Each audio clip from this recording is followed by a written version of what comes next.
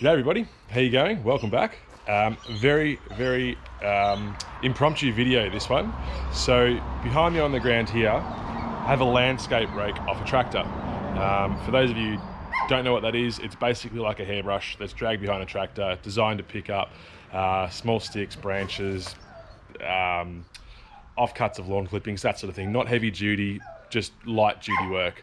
What we're going to do here, sorry about that, I had a dog in the background wanting to talk. So basically what we're going to do is we're going to modify this. So instead of being 3-point connection to the tractor, it's going to connect to the front side of the tractor on the loader end. So basically you'll be able to drive forward pushing whilst raking. It's not something that you can sort of buy with a light duty landscape rake. You can get larger like log or brush rakes, but they're a really heavy duty unit. So this is just going to be designed for light duty work. So basically what we've got here is the 3-point attachment. So for those of you who know how 3-point attachment works, that's doesn't need explaining, but for those who don't understand how it works, the view you're seeing now is what you would look at if you're looking out the back of the tractor. So you would have an arm that connects on this side, an arm that connects on this side, and then you would have a leveling arm that connects up the top here, and that allows you to level the rake. Now the 3-point hitch on the back of the tractor has the ability to move up and down and float, so you can pick the height at which you want to rake the ground. What we're going to do with this project is make it so now where you're sitting looking forward, you'll be pushing, so the rake tines will be facing forward. So we're going to do some modification here. First thing I'm going to do is give it a wash, and then we'll start working. Now Nim's obviously making an appearance in this video again. Nim loves the pressure washer, and for those of you who are worried, even though it is a hot wash, she doesn't get anywhere close enough to the end of it to get burnt. I'd never let that happen to her, so don't stress about that. So we're going to start washing this and then see how it comes up.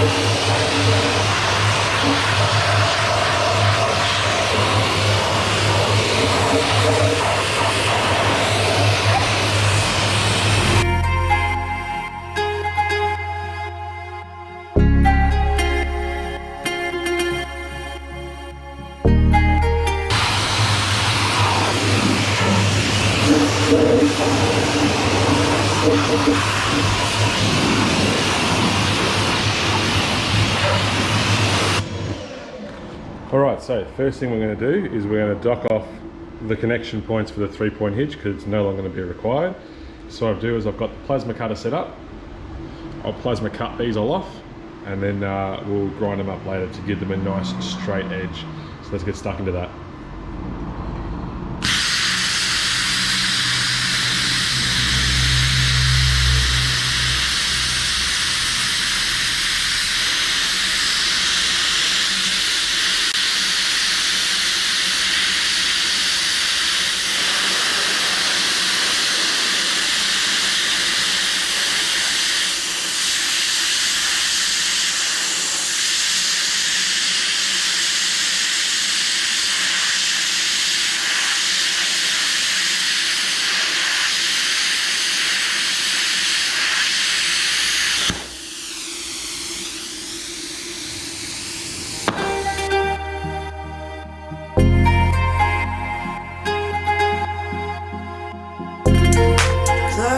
Ticking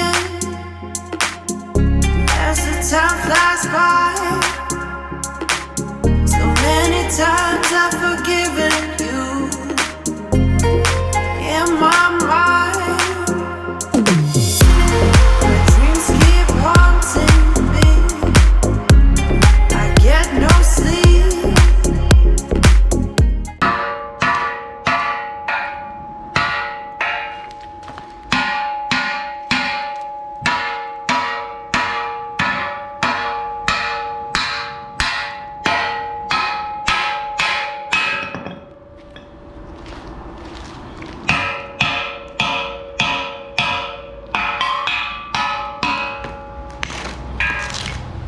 Okay, now I've cut those off.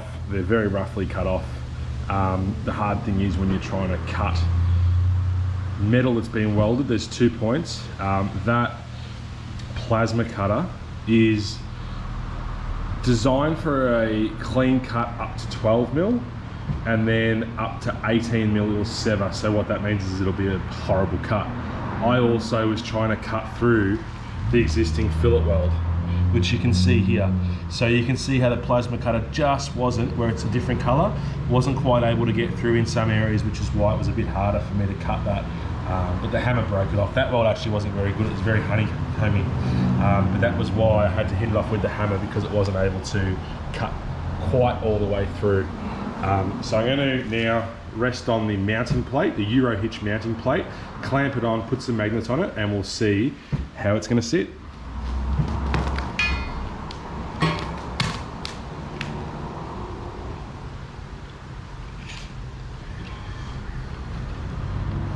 So looking at this now, how that sits, obviously it's not spaced correctly, but that's probably not a bad way for it to sit. I'll have to extend the bottom tube, as you see it there, the larger tube out, so it can pick up the pins at the bottom, because when the machine pushes, it's going to push a lot of force, and it needs, even though the tines are only thin, they're spring loaded, it's still going to have a lot of push on it. So I think I'll extend that bottom tube, and then also where that bar is across the middle, I'll tack that there when the time's right, and then we'll have to work out some steel to go from this point back, that point back, and then do a few braces so that it's strong enough. So let me just clamp this up and then we'll have another look.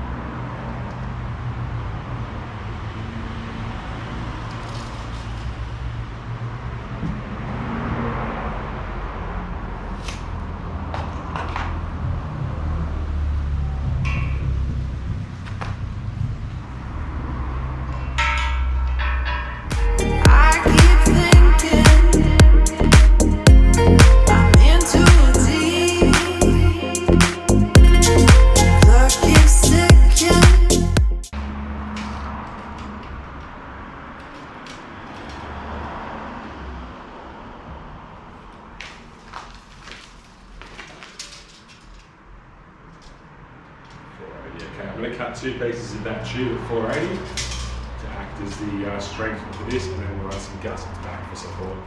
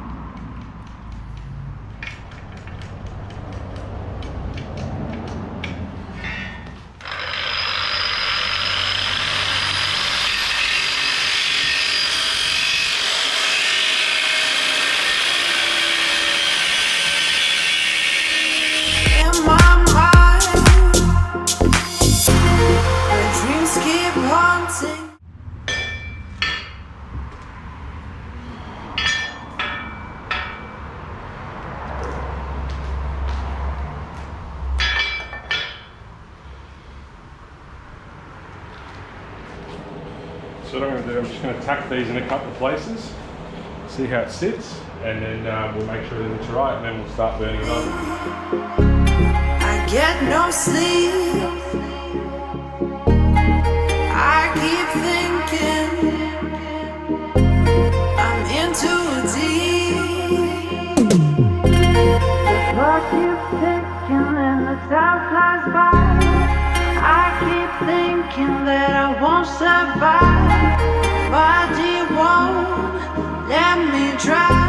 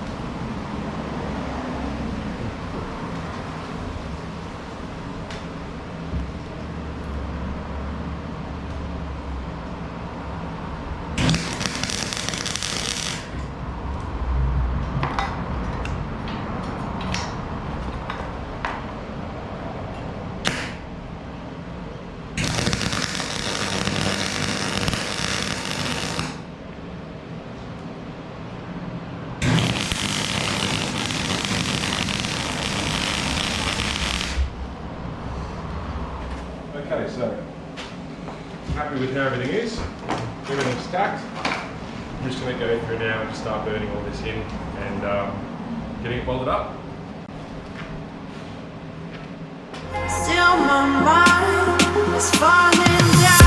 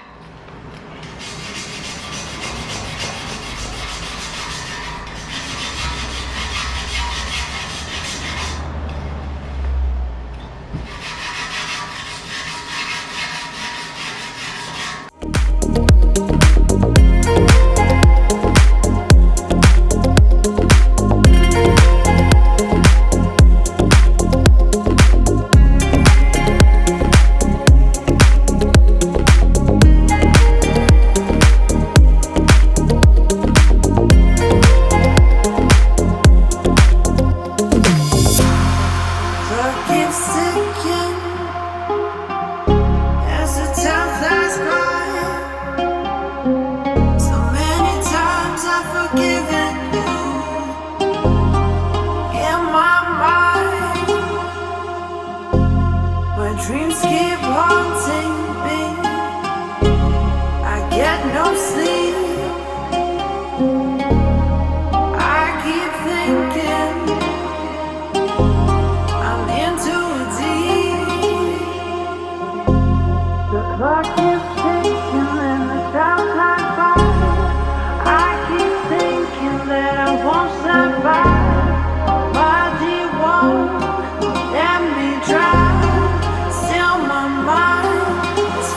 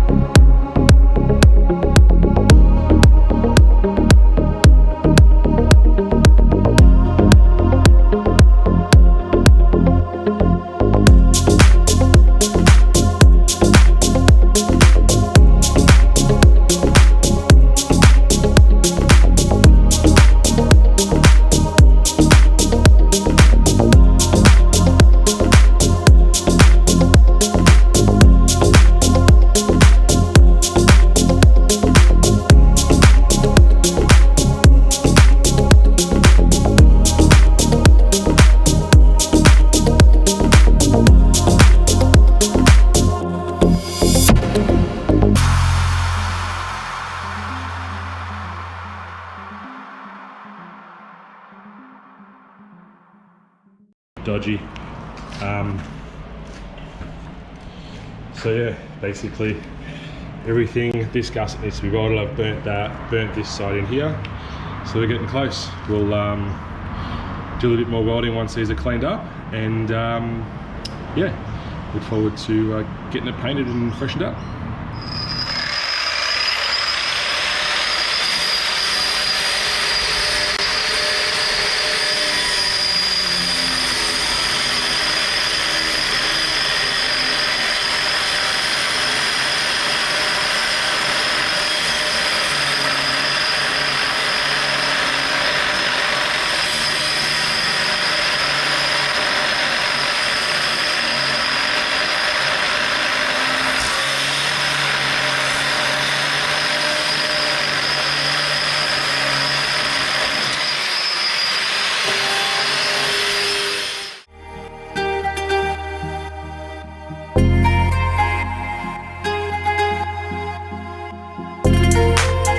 Keeps ticking as the time flies by. So many times I've forgiven you.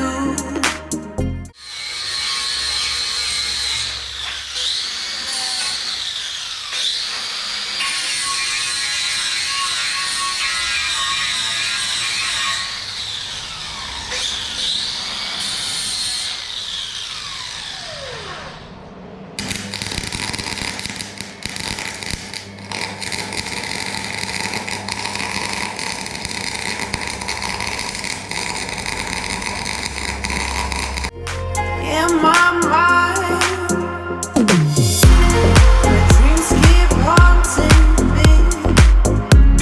I get no sleep. I keep thinking I'm in too deep. Clock keeps ticking as the time flies by.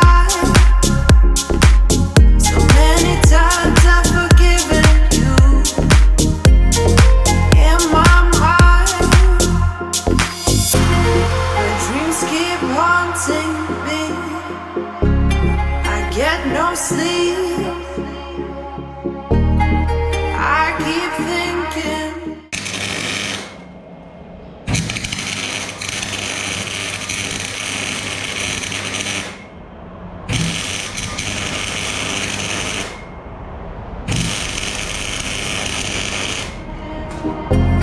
I'm in too deep. The clock keeps ticking and the time flies by. I keep thinking that I won't survive.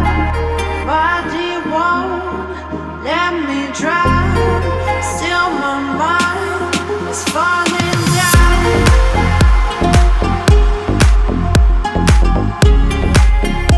Alright, so I'm very happy with that. Just to give you an overcap of the time lapse you just saw. So I've burnt in all the front of these. I'm going to run over this with the buffing or final grinding disc, I guess you call it, on the grinder. I'm not going to. This doesn't need any more across up here. There's plenty of material holding all that together. I just put some weld in the old cuts there so I can grind them back and make them look flush. Obviously, because this is a cut and there's a rod down the middle, there's a gap, so I built all that up in between there, and then I'll just grind that flat so all that's burnt in really, really well. I'll just flip this over and I'll show you the underside. So again, all that's been burnt in. I'm not too worried about this still having holes in it. I just wanted to use what I had so I didn't have to buy too much more material. This has all been burnt in. There's a heap, absolute heap of wire going into this to get all this welded up. So that was basically what, see how that gap is there? That was what was on top, but I filled it. I'm not going to worry about filling underneath, it won't need it. Again, all this has been burnt in, all tied together. Alright, so I'm going to, like I said, just grind this back now, tidy it up a bit, put some paint on the weld so it don't rust, give it a bit of a clean up. For anyone who's wondering, The MIG I'm using is a 200 amp single phase with argon. I'm burning this in at about 160 amps because it's quite thick. Some of the steel, as you can see, some of it's sort of 8mm thick steel. So that MIG does it, no worries at all. You just got to make sure you get plenty of heat into it and plenty of material, and take your time and don't rush.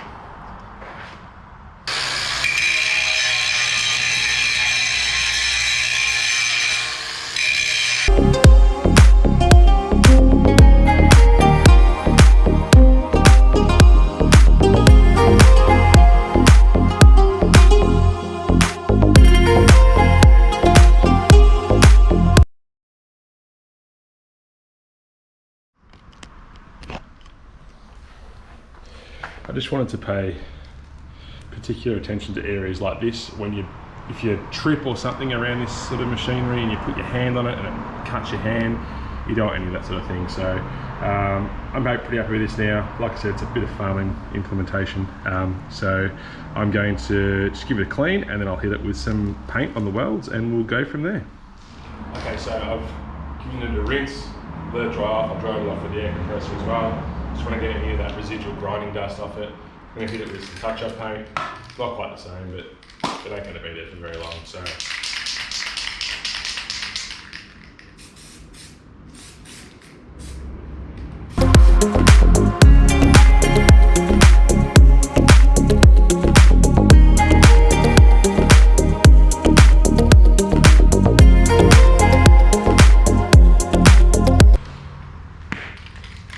we'll just let that dry for a second, and we'll just come back and throw a light second coat on. Alright, I'll put the second coat on.